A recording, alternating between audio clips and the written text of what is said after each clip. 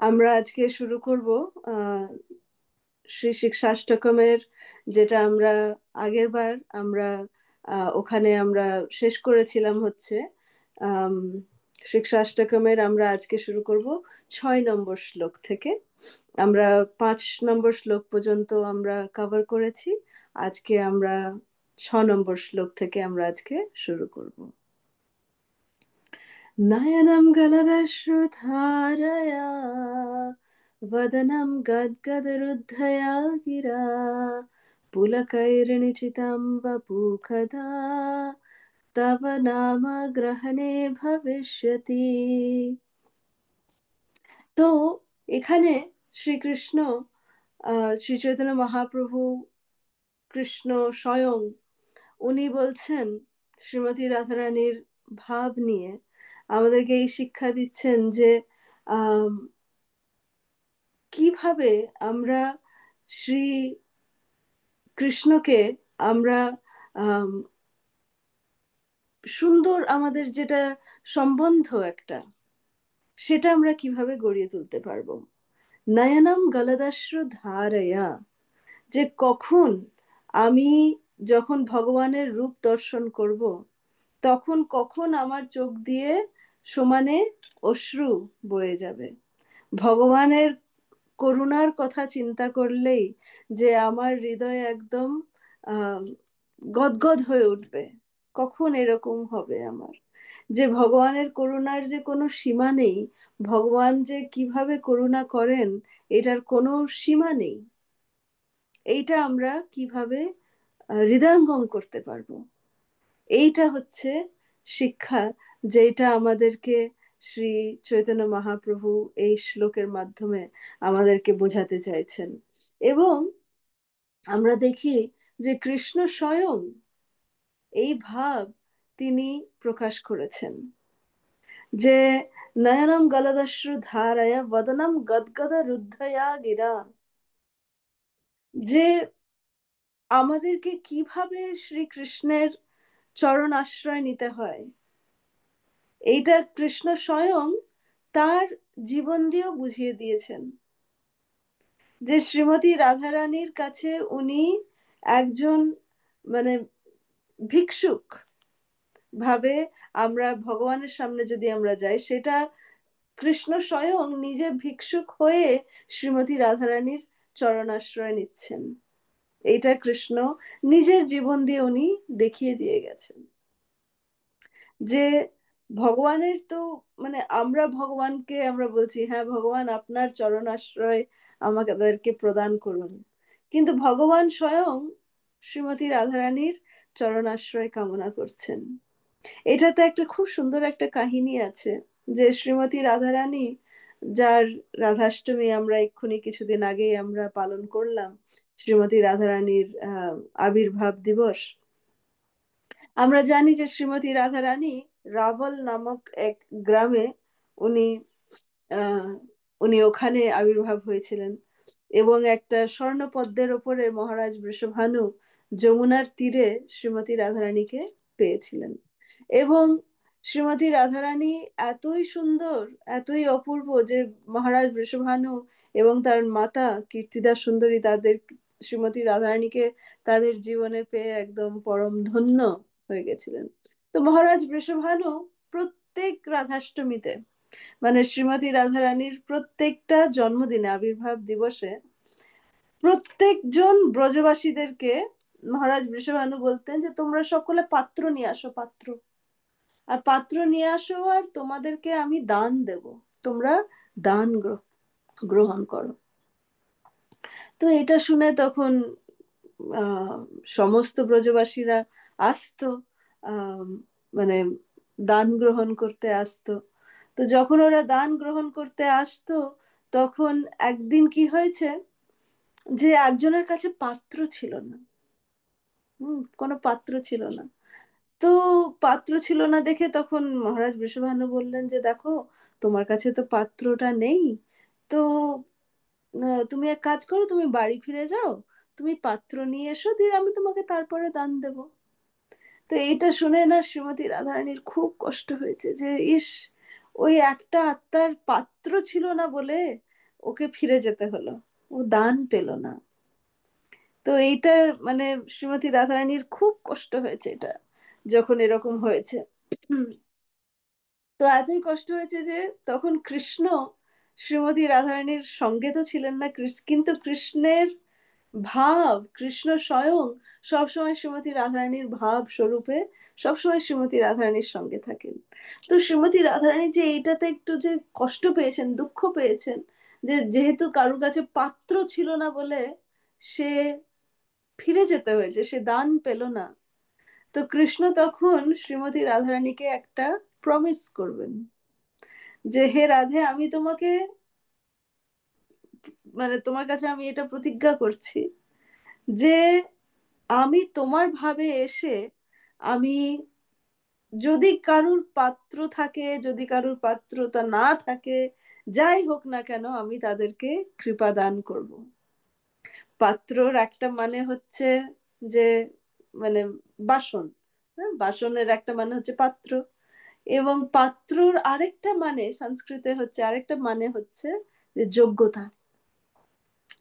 তো ভগবান তখন বলেছিলেন শ্রীমতী রাধারানীকে যে হে রাধে, তুমি এত, তুমি জীবদের জন্য তুমি এতই চিন্তা করছো, ওদের কল্যাণের জন্য তুমি এতই চিন্তা করছো, তো আমি তোমাকে আশ্বাসন দিচ্ছি যে আমি তোমার ভাব নিয়ে আসবো, এবং যদি কারুর পাত্রতা থাকে, যোগ্যতা থাকে বা না থাকে, তাদেরকেও আমি কৃপা দান করব।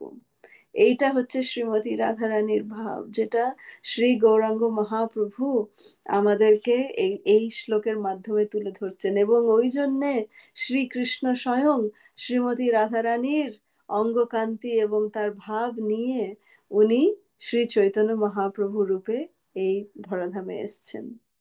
তো আমরা দেখি যে একবার কি হয়েছে, শিলা বিশ্বনাথ চক্রবর্তী ঠাকুর এই সুন্দর একটা লীলা এই বিষয়ে উনি লিখেছেন তার গ্রন্থ স্বপ্নবিলাসে। উনি বলছেন যে নিধুবনে একবার কি হয়েছে, সমস্ত লীলা বিলাস করার করার পরে শ্রীমতী রাধারানী এবং শ্রীকৃষ্ণ ওখানে ওরা বিশ্রাম নিচ্ছিলেন। তো বিশ্রাম নেওয়ার সময় শ্রীমতী রাধারানী একটা স্বপ্ন দেখেন।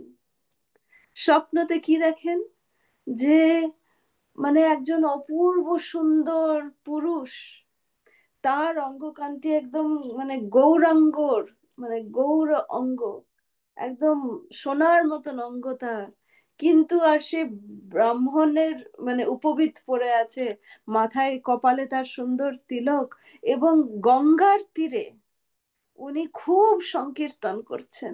এতই সংকীর্তন করছেন যে গোটা তার পাশে পাশে যারা যারা আছেন তাদেরকেও উদ্দাম নৃত্যে উনি কৃষ্ণ নামে মাতিয়ে তুলছেন। তো এই স্বপ্নটা দেখে শ্রীমতী রাধারানী তো একদম অচম্বিত হয়ে গেলেন, এবং উনি দেখছেন যে আমি মানে উনি কৃষ্ণকে ওঠাবেন, কৃষ্ণ একটু ওঠো ওঠো, আমি এমন একজন পুরুষের আমি দেখলাম যে আমার হৃদয় তো দেখো তোমাকে ছাড়া কোনো পুরুষের দিকে আমি আকর্ষিত হই না, কিন্তু ইনি কে, যার প্রতি আমি এত আকর্ষিত হয়ে যাচ্ছি। তখন শ্রীকৃষ্ণ তার কৌস্তুভ মণি দেখাবেন শ্রীমতী রাধারানীকে, বলবেন যে দেখো রাধে, এই কৌস্তুভ মণির মধ্যে তুমি কি দেখছো। তো শ্রীমতী রাধারানী যেটা তার স্বপ্নতে দেখেছিলেন যে শ্রী গৌরাঙ্গ মহাপ্রভু নৃত্য করছেন, সেই এক শ্রী গৌরাঙ্গ মহাপ্রভুকে কৃষ্ণের কৌস্তুভ মণিতে শ্রীমতী রাধারানী দেখবেন, এবং শ্রীমতী রাধারানী থেকে বলবেন হ্যাঁ হ্যাঁ, ইনাকেই আমি দেখেছিলাম, কে ইনি। তখন শ্রীকৃষ্ণ বলবেন এটা হচ্ছে আমি, আমি তোমার অঙ্গকান্তি নিয়ে, তোমার ভাব নিয়ে আমি এই ধরাধামে আসব, এবং আমি কৃষ্ণ প্রেম বিতরণ করব। তো এইটা ছিল কৃষ্ণের প্রমিস শ্রীমতী রাধারানীর কাছে। শ্রীমতী রাধারানী যেহেতু এতই কৃপালু, তার কৃপাকে সকলের কাছে পৌঁছে দেওয়ার জন্য কৃষ্ণ এই প্রমিস করেছিলেন শ্রীমতী রাধারানীর কাছে। এবং আমরা জানি যে কৃষ্ণ মানে আমরা সকলে সাধনা ভক্তি করছি কেন, যাতে আমরা কৃষ্ণের শ্রীচরণ লাভ করতে পারি। কিন্তু শ্রীকৃষ্ণ তিনি কার জন্য আরাধনা করছেন, তিনি করছেন শ্রীমতী রাধারানীর জন্য আরাধনা করছেন উনি। উনি উনি শ্রীমতী রাধারানীর চরণ যাতে সবসময় নিজের মানে মাথায় ধরে রাখতে পারেন, ওই জন্য উনি আরাধনা করছেন। তো একবার কি হয়েছে, শ্রীমতী রাধারানী খুব আহ আমরা জানি যে প্রত্যেক দিন শ্রীমতী রাধারানী আসতেন শ্রীকৃষ্ণের কাছে দেখা করতে। তো একদিন শ্রীমতী রাধারানী একটু রুষ্ট হয়ে গেছিলেন, কোনো কারণবশত একটু রুষ্ট হয়ে গেছিলেন শ্রীকৃষ্ণের প্রতি। তো শ্রীমতী রাধারানী অদৃশ্য হয়ে গেছিলেন। অদৃশ্য হয়ে গিয়ে যখন অদৃশ্য হয়ে গেছেন, তখন এই যে ইমলিতলা নামক একটা জায়গা আছে বৃন্দাবনে, বৃন্দাবনের পঞ্চক্রোশ পরিক্রমাতে এই সুন্দর জায়গাটি আসে। তো ওইখানে গিয়ে শ্রীকৃষ্ণ, কারণ কি ইমলিতলা ছিল শ্রীমতী রাধারানীর খুব প্রিয় একটা স্থান, তো ওইখানে গিয়ে কৃষ্ণ স্বয়ং কান্না করতে করতে রাধা নাম উনি জপ করতে লাগলেন। তো শ্রী রাধে শ্রী রাধে শ্রী রাধে এরকম বলে বলে যখন কৃষ্ণ স্বয়ং কান্না করতে করতে যখন জপ করছিলেন, তখন শ্রীকৃষ্ণের অঙ্গকান্তি, ওখানে সমস্ত গোপীগণরা মিলিত হয়ে গেছিল এবং শ্রীমতী রাধারানী স্বয়ং প্রকট হয়ে গেছিলেন কৃষ্ণের এই সুন্দর রাধা নাম শুনে। কিন্তু কৃষ্ণের অঙ্গকান্তি আমরা দেখতে পাচ্ছি এই ছবিতে যে উনি স্বর্ণ কান্তি হয়ে গেছিলেন, শ্রীমতী রাধারানীর অঙ্গকান্তি ওই ভাব উনি ধারণ করে নিয়েছিলেন পুরো। তো তখন শ্রীমতী রাধারানী যেই এসে কৃষ্ণকে স্পর্শ করেন, তখন কৃষ্ণ আবার নিজের স্বরূপে ফিরে আসেন। ওই জন্যে বলা হয় যে যখন শ্রী চৈতন্য মহাপ্রভু যখন ব্রজধামে যখন গেছিলেন, তখন মহাপ্রভু এই ইমলি তলাতেই তা উনি ওখানেই থাকতেন। ওটাই ছিল মহাপ্রভুর বাসত নিবাস স্থান, ওখানে উনি থাকতেন এবং ওই তেঁতুল তলার নিচে মহাপ্রভু ওখানে বসেই জপ করতেন। তো এইটা ছিল শ্রীমতী রাধারানীর ভাব এবং অঙ্গকান্তির মহিমা। এবং কৃষ্ণ দেখাচ্ছেন, নিজের জীবন দিয়ে কৃষ্ণ দেখিয়েছেন যে কিভাবে আমাদেরকে শ্রী রাধা দাসত্ব, শ্রীমতী রাধারানীর দাসত্ব আমাদেরকে কিভাবে গ্রহণ করতে হবে নিজেদের জীবনে। আমরা সকলে শুনেছি যে খুব যিনি প্রকৃত সুন্দর একজন বৈষ্ণব ঠাকুর, তিনি হচ্ছেন শ্রীপাদ জয়দেব গোস্বামী। জয়দেব গোস্বামী থাকতেন নবদ্বীপ ধামে। নবদ্বীপ ধামে উনি থাকতেন কোথায়? চাম্পাহাটি নামক একটা স্থানে জয়দেব গোস্বামী ওখানে থাকতেন। তো জয়দেব গোস্বামী তার ধর্ম পত্নী, তার সহধর্মিনীর সঙ্গে, পদ্মাবতী দেবীর সঙ্গে এই চাম্পাহাটি নামক এই স্থানে নবদ্বীপ ধামে উনি বিরাজ করতেন। তো জয়দেব গোস্বামী গীত গোবিন্দ লিখেছেন। তো একদিন কি হয়েছে, জয়দেব গোস্বামীর একটা প্রেরণা এসছে নিজের থেকে, ভেতর থেকে, অন্তর থেকে একটা সুন্দর প্রেরণা এসছে। কি প্রেরণা? যে কৃষ্ণ স্বয়ং সবসময় শ্রীমতী রাধারানীর চরণ অভিলাষ করেন, শ্রীমতী রাধারানীর চরণ আশ্রয় অভিলাষ করেন। এইটা উনি লিখতে লাগলেন। যেই উনি লিখতে লাগলেন তখন বললেন যে আহা, ইস, এটা কি আমি ভুল করে ফেলছি, যে কৃষ্ণ হচ্ছেন পরম পুরুষ ভগবান, তো উনি কি করে কারুর মানে দাসত্ব স্বীকার করবেন? না না না, এটা হয়তো একটু কৃষ্ণের যেটা আহ পুরুষার্থ, ওটাতে আমি একটু মানে কিছু গন্ডগোল হচ্ছে আমার, না না, এইটা ঠিক হচ্ছে না, ঠিক হচ্ছে না। তো এই খেয়ালটাকে দূরে সরিয়ে রেখে উনি গঙ্গা স্নান করতে চলে গেলেন। তো ইতিমধ্যে কি হলো যে কৃষ্ণ স্বয়ং, বলা হয় যে কৃষ্ণ স্বয়ং শ্রীল জয়দেব গোস্বামীর রূপ ধারণ করে, এখানে আমরা দেখতে পাচ্ছি এটা হচ্ছে জয়দেব গোস্বামীর রূপ ধারণ করে স্বয়ং কৃষ্ণ এসে একটা পংক্তি তার গীত গোবিন্দতে লিখে দিয়েছেন। কি সেটা? দেহি পদ পল্লবম উদারম, এটা উনি লিখে দিয়েছেন। তো পেছনে আমরা দেখতে পারি পদ্মাবতী দেবী আছে। তো পদ্মাবতী দেবী এসে বলে, আচ্ছা প্রভু আপনি এসে গেছেন গঙ্গা স্নান করে? তখন কৃষ্ণ, যিনি জয়দেব গোস্বামী, এসে বলছেন যে হ্যাঁ হ্যাঁ পদ্মাবতী আমি এসে গেছি, খুব খিদে পেয়েছে, একটু কিছু খেতে দাও। তখন পদ্মাবতী দেবী স্বয়ং কৃষ্ণকে বসিয়ে, মানে জয়দেব গোস্বামীর রূপে কৃষ্ণকে বসিয়ে উনি ভোজন করাবেন। তো ভোজন করে তারপরে উনি চলে যান। দিয়ে তারপরে উনি যখন চলে যান তখন আহ আসল জয়দেব গোস্বামী আসেন। আসল জয়দেব গোস্বামী এসে তখন উনি বলছেন যে এটা কি, এটা কি লিখেছে। উনি পড়ছেন যে দেহি পদ পল্লবম উদারম, এই যেটা আমি ভাবছিলাম যে কৃষ্ণ স্বয়ং শ্রীমতী রাধারানীর চরণ আশ্রয় কামনা করছেন, এইটা তো আমি লিখিনি, এটা কে লিখে গেল। তো পদ্মাবতী দেবীকে উনি ডাকছেন যে কে লিখে গেল, বলো পদ্মাবতী।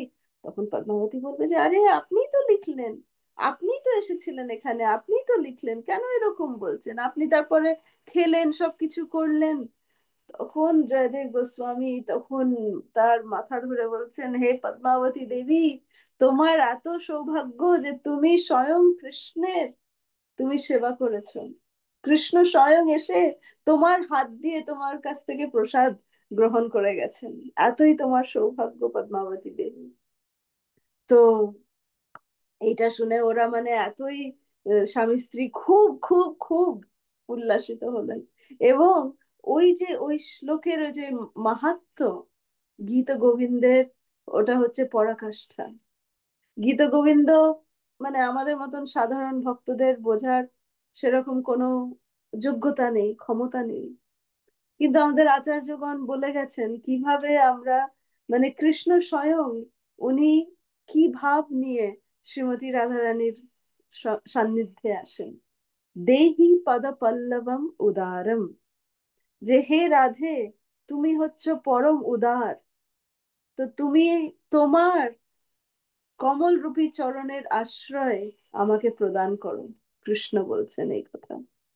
তো এইটা হচ্ছে আহ শিলা জয়দেব গোস্বামীর গীত গোবিন্দের মাহাত্ম্য। এবং এই যে এই শ্লোকটিতে 6 নম্বর শ্লোকে যে কৃষ্ণ কি সুন্দরভাবে মহাপ্রভুর রূপে এই শিক্ষাষ্টকমে বলছেন যে আইন, সরি, নয়নম গলদশ্রু ধারয়া वदनं गद्गदरुद्धया गिरा पुलकैर्निचितं वपु कदा तव नाम গ্রহণে ভবিষ্যতি। যে তোমার নাম যদি আমি শুদ্ধভাবে নিতে পারি প্রভু, তাহলে আমার এই ভাব উদয় হয় যে সব সময় আমার চোখ দিয়ে যাতে অশ্রু বইয়ে যেতে পারে। তো এইটা হচ্ছে আমাদের আম, আহ, মানে আজকের বিষয়বস্তু। আমি আজকে আম, এখানে আমি একটা জিনিস, আরেকটা জিনিস আমি এখানে বলতে চাই যে আমরা এই গোটা শিক্ষাষ্টকমে আমরা এটা দেখি যে আমরা এটা কম্পেয়ার করার চেষ্টা করছিলাম যে কিভাবে আহ শিক্ষাষ্টকম এবং আহ গোপী গীতের সঙ্গে কি সুন্দর সম্পর্ক একটা আছে। তো এই যে এই শ্লোকটাতে 6 নম্বর শ্লোকে আহ আমার একটা, সরি, এক সেকেন্ড, হ্যাঁ, তো 6 নম্বর শ্লোকে আমরা দেখতে পারি যে কিরকম ভাবে মহাপ্রভু আহ গোপী গীতের সঙ্গে কি সম্পর্ক আছে এই শ্লোকটি। যে যখন আমি এত কান্না করব, যখন এরকম আমার আমার চোখ দিয়ে কখন এরকম জল বেরোবে যেটা আমার মানে আমার গলা বসে যাবে, আমি ভালো করে কৃষ্ণ নাম যাতে করে আমি ভালো করে নিতে পারি সেইটা, আম, আর আমার মানে রোমকূপ থেকে এরকম করে দাঁড়িয়ে যাবে, আহ এটা আমার কখন, আমি এই এই ভাব আমি কখন আহ লাভ করতে পারবো, সেইটা কৃষ্ণ চৈতন্য মহাপ্রভুর রূপে আমাদেরকে বোঝাচ্ছেন। তো এইটাতে আহ কৃষ্ণর সঙ্গে, কৃষ্ণ যে এই ভাব নিয়ে আমাদেরকে বোঝাচ্ছেন শিক্ষাষ্টকমে, তো গোপী গীতে গোপীগণরা কিভাবে এটা বোঝাচ্ছেন? ওরা বোঝাচ্ছেন যে আম, যেভাবে যে আম, এক সেকেন্ড, আমি একটু আমার পাওয়ার পয়েন্টটাকে শুরু করি আবার। হুম। তো ওরা বোঝাচ্ছে যে গোপী গীতে 9 নম্বর শ্লোকে গোপীগণরা বলছেন, তব কথামৃতম তপ্ত জীবনম কবিভিড়িতম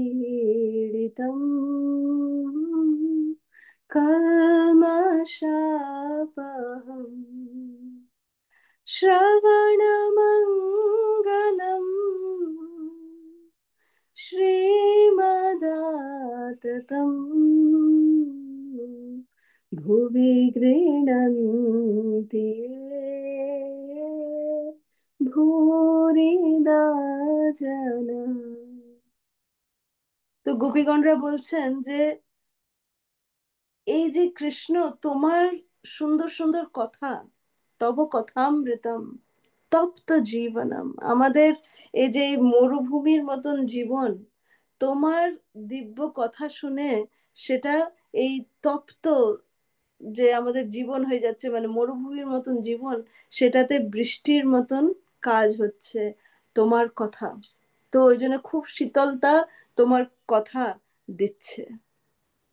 আর যদি আমরা ঠিক করে, যদি আমরা এই কৃষ্ণ ভাবনামৃত যদি আমরা পালন করতে পারি, তাহলে আমাদের এই যে এই মরুভূমির মতন যেটা জীবন আমরা যাপন করছি, সেটাতে শীতলতা ভগবানের এই কথা ওটা প্রদান করতে পারে। তো এইটা হচ্ছে গোপী গীতের আহ ভাব।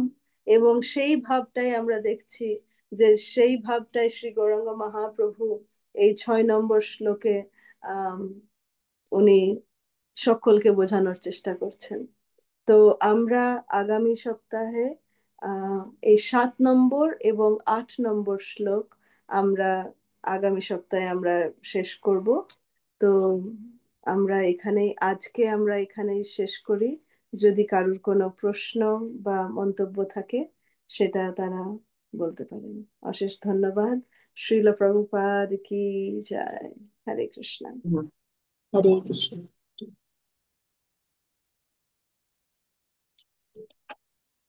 কারোর কোনো যদি প্রশ্ন থাকে কিছু বলতে পারেন।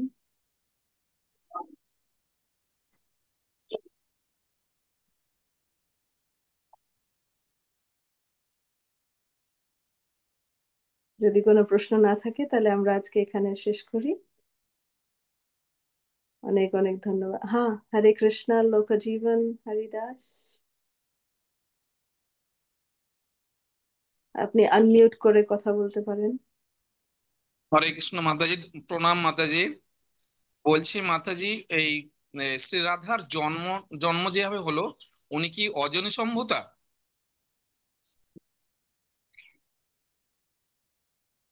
শ্রীমতী রাধারানীকে বলা হয় উনি হচ্ছেন পদ্মজা, কারণ কি ওনার, শ্রীমতী রাধারানী এমন ভাবে কোনো জন্ম নেননি যেটা সাধারণ মানুষেরা নেয়। শ্রীমতী রাধারানী হচ্ছেন ভগবানের ডাইরেক্ট অংশ, এবং উনি ওই জন্য ওই পদ্মতে এসেছিলেন, পদ্ম থেকে। হ্যাঁ মাতাজি, আমরা যেভাবে দেখেছি সীতামা যেখানে নাঙ্গলের এই হালের ফলাতে উঠেছিলেন, কিংবা মা দুর্গা হিমালয়ের কন্যা হিসাবে এসেছিলেন, মানে মা শ্রী রাধারানী কি এইভাবেই উনি জন্মগ্রহণ করলেন? হ্যাঁ, ঠিক আছে মা। হরে কৃষ্ণ, প্রণাম মাতাজি। ঠিক আছে। হরে কৃষ্ণ, প্রণাম মাতাজি। হরে কৃষ্ণ, প্রণাম।